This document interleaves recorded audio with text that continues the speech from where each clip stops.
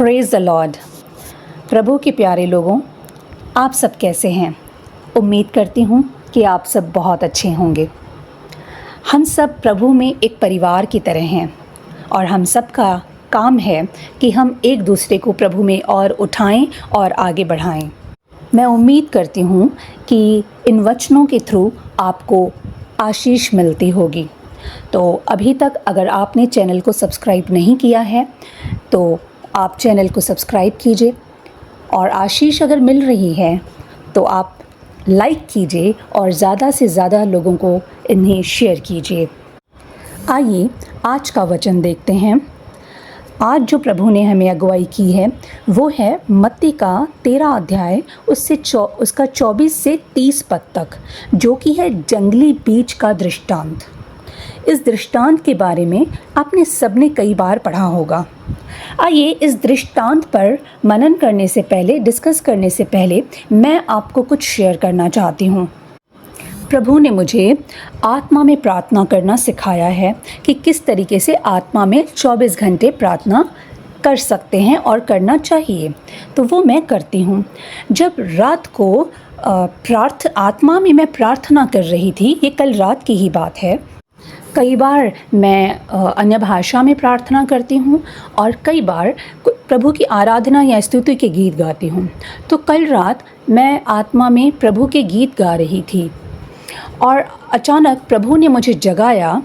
उन शब्दों में जो प्रभु के शब्द थे, यानी आराधना के जो गीत थे, उसमें कुछ शैतानी शब्द जुड़ चुके थे। प्रभु ने मुझे जगाया और मुझे बताया कि आत्मा में कहाँ से ये शैतानी शब्द मिल चुके हैं उस प्रार्थना में या उस आराधना के गीतों में।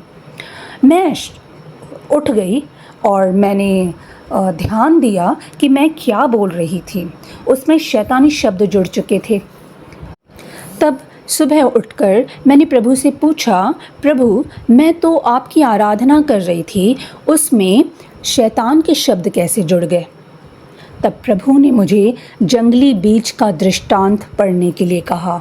जब मैंने उसे पढ़ा तो प्रभु ने मुझे एहसास दिलाया कि जैसे शत्रु जंगली बीज बोकर चला गया, वैसे ही शैतान ने मेरे अंदर भी कुछ अपने शब्द जोड़ दिए। अब इस पूरे दृष्टांत को अगर आप पढ़ते हैं, जो कि मत्ती के 13 अध्याय के 24 से 30 पद में है, तो उसमें लिखा है, आप पूरा रीड कीजिए। उसमें एक पद में 27 पद में लिखा है कि इस पर गृहस्थ के दासों ने आकर उससे कहा, हे स्वामी, क्या तूने अपने खेत में अच्छा बीज न बोया था? फिर जंगली दाने के पौधे उसमें कहाँ से आ गए? तो उसने क्या कहा? स्वामी ने कहा, यह किसी बैरी का काम है। हमें जब पता भी नहीं चलता, जब हम सोए हुए रहते हैं, बैरी या शत्रु या शैतान हमारे अंदर कुछ बीज बोकर चला जाता है। वो एक न दिखने वाला ऐसा शत्रु है जो मसीह के राज्य को उलट पुलट कर देना चाहता है, और वो इतना शक्तिशाली है और उसके पास इतनी बड़ी सेना है जो इंसानियत को, इंसानों को डैमेज करना चाहता है। लेकिन वो चाहे जितना भी शक्तिशाली हो, उससे शक्तिशाली, उससे ऊपर, उससे बड़ा हमारा परमेश्वर यहोवा है। इफिसियों के 6 अध्याय के 12 पद अगर आप पढ़ते हैं तो उसमें क्लियर लिखा हुआ है कि वो मनुष्य के मन पर नियंत्रण करना चाहता है और इसी के लिए ही युद्ध लड़ा जा रहा है। वो जानता है कि जब वो मनुष्य के मन पर नियंत्रण करेगा, उस पर कंट्रोल करेगा, तो वो सब कुछ अपना, जो उसका एम है, जो उसका उद्देश्य है, वो उसको हासिल कर सकता है। और वो अदन की वाटिका के समय से युद्ध लड़ रहा है। वो ये काम अदन की वाटिका के समय से कर रहा है, जैसे उसने आदम और हव्वा के साथ किया। क्या आप सोच सकते हैं कि जंगली बीज के दृष्टांत में वो जो शत्रु था क्या हासिल करना चाहता था? देखिए, क्या हासिल करना चाहता था? या तो वो खेत के स्वामी से नफरत करता है, इसीलिए उसका नुकसान करना चाहता था, और फिर खेत पर कंट्रोल करने की उसकी इच्छा थी। सही है? शैतान अपने उद्देश्यों को हासिल करने के लिए उन लोगों की खोज में रहता है। वो परमेश्वर के समान रचने में कैपेबल नहीं है। जैसे परमेश्वर क्रिएटर है, वो क्रिएट नहीं कर सकता, वो सिर्फ कॉपी कर सकता है, वो सिर्फ नकल कर सकता है। लेकिन इस नकल से कई बार लोग धोखा खा जाते हैं। देखिए, अगर हम देखते हैं दूसरा इतिहास के 16 अध्याय का 9 पद, उसमें यहोवा परमेश्वर अपना सामर्थ हमारे द्वारा शो करता है, हमारे द्वारा दिखाता है ना। परमेश्वर के प्लान्स को डिस्ट्रॉय करने के लिए, उसको फेल करने के लिए शैतान का सबसे अच्छा तरीका क्या है? घुसपैठ करना, धोखा देना और नाश करना। वो अपना ये काम सबसे अच्छी तरह तब कर सकता है जब पता ही ना चले, जब एहसास ही ना हो मनुष्य को, और जब मनुष्य सोए रहते हैं तो वो अपना काम कर लेता है। इसलिए प्रभु कहते हैं कि हमें अलर्ट होने की ज़रूरत है और हर समय प्रार्थना करने की ज़रूरत है। और प्रभु ऐसा ही कहते हैं। वो सबसे ज़्यादा प्रभावी तब होता है जब वो ज्योति के रूप में, स्वर्गदूत के रूप में प्रतीत होता है। ये वचन में बताया गया है कि वो ज्योतिर्मय स्वर्गदूत का रूप धारण कर सकता है। अब आप बताएं, अगर ज्योतिर्मय स्वर्गदूत के रूप में शैतान सामने आ जाएगा तो अच्छे भले इंसान भी, प्रभु के लोग भी धोखा खा सकते हैं और धोखा खा जाते हैं और फिर वो परेशानी में फंसते हैं। शैतान ऐसा शो करता है जैसे कि वो सच्चा हो, लेकिन वो सच्चा नहीं है। ये हम कैसे पता लगा सकते हैं? एक बात है जो वो नहीं कर सकता, वो कभी भी अच्छा फल नहीं ला सकता।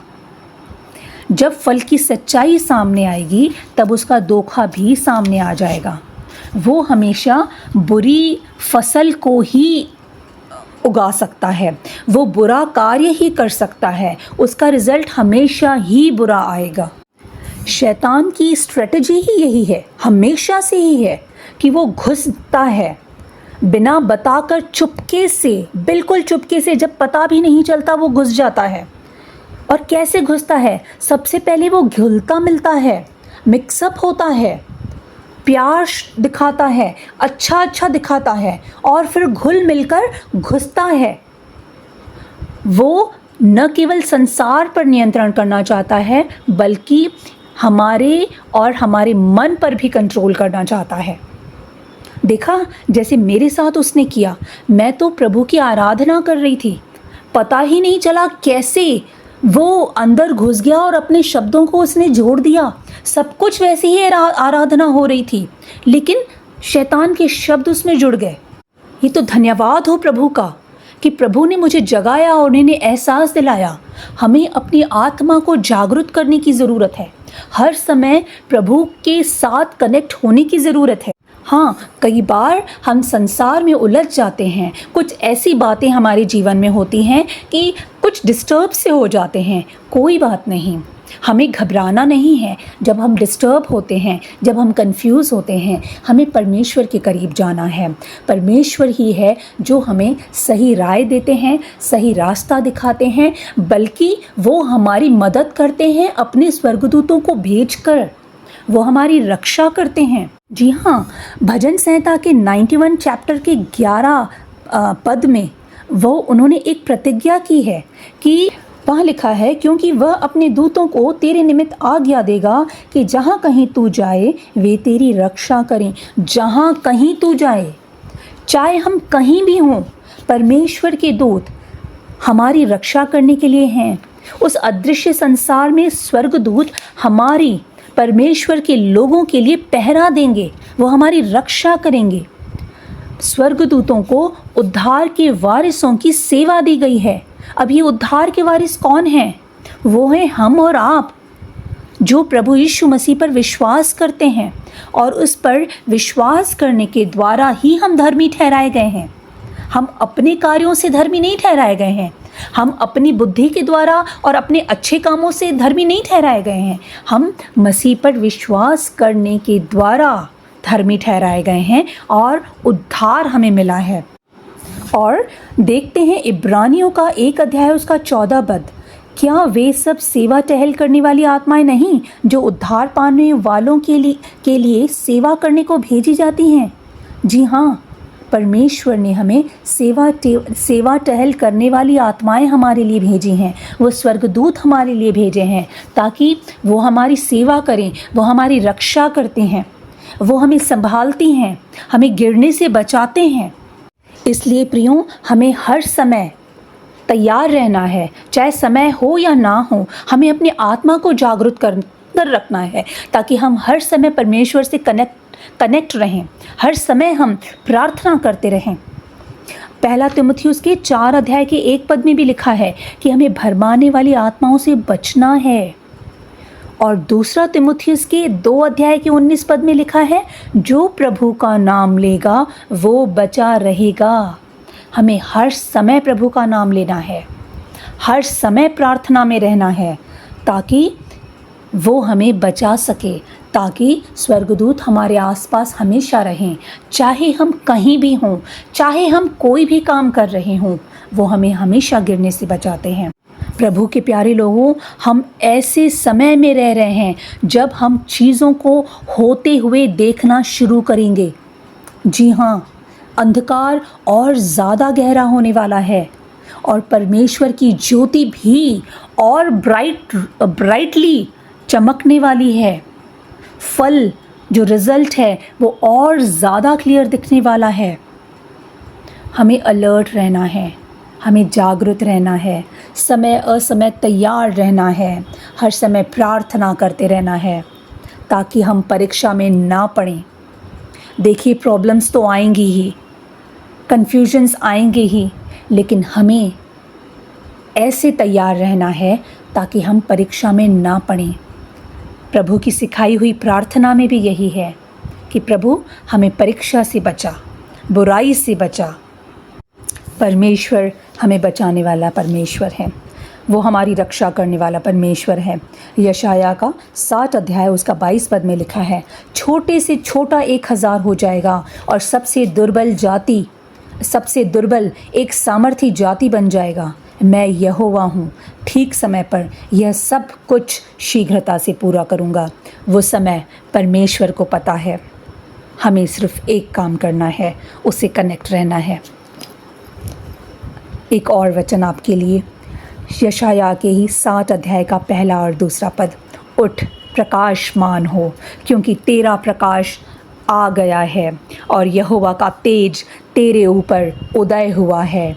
देख, पृथ्वी पर तो अंधियारा और राज्य राज्य के लोगों पर घोर अंधकार छाया हुआ है, परंतु तेरे ऊपर यहोवा उदय होगा और उसका तेज तुझ पर प्रकट होगा। प्रियों, प्रभु के प्यारे लोगों, हम प्रकाशमान प्रभु हो चुके हैं। प्रभु ने हमें हमारे ऊपर अपने प्रकाश को उंडेला है। हाँ जी, हमें तैयार रहना है, ऐसे तैयार रहना है ताकि उसका प्रकाश हमारे अंदर से हमारे ऊपर चमकने पाए। परमेश्वर हमारे साथ है, चाहे हम दुर्बल हों, चाहे हम कमज़ोर हों, लेकिन परमेश्वर यहोवा हमें एक सामर्थी जाति बनाना जानता है, क्योंकि वो यहोवा परमेश्वर है। वो सब कुछ करना जानता है, वो योग्य परमेश्वर है, वो भला परमेश्वर है। आइए प्रार्थना करें। हे पिता परमेश्वर, प्रभु यीशु मसीह के नाम से हम आपके पास आए हैं, आपके करीब आए हैं। हम जो गेहूँ हैं इन अंतिम दिनों में आपके खत्तों में इकट्ठा किए जाएंगे, मत्ती के 13 अध्याय के 30 पद के अनुसार। हे पिता यहोवा, आपका धन्यवाद करते हैं कि आपने हमें अकेला नहीं छोड़ा, आप हमेशा हमारे साथ रहते हैं, हमारे संग रहते हैं। हे पिता यहोवा, आपके बेटे यीशु मसीह के नाम से हम प्रार्थना करते हैं कि हमें उस दुष्ट के हाथों से बचाएं, उस शैतानी चालों से हमें बचाए रखें। संसार में हमें उन लोगों के लिए इस्तेमाल कीजिए जो अब भी अंधकार में हैं। प्रभु, आप हमें एहसास दिलाइए, आप हमें आपके सेवा का कार्य दीजिए। धन्यवाद करते हैं, इस प्रार्थना को यीशु के नाम से मांगते हैं, आमीन और आमीन।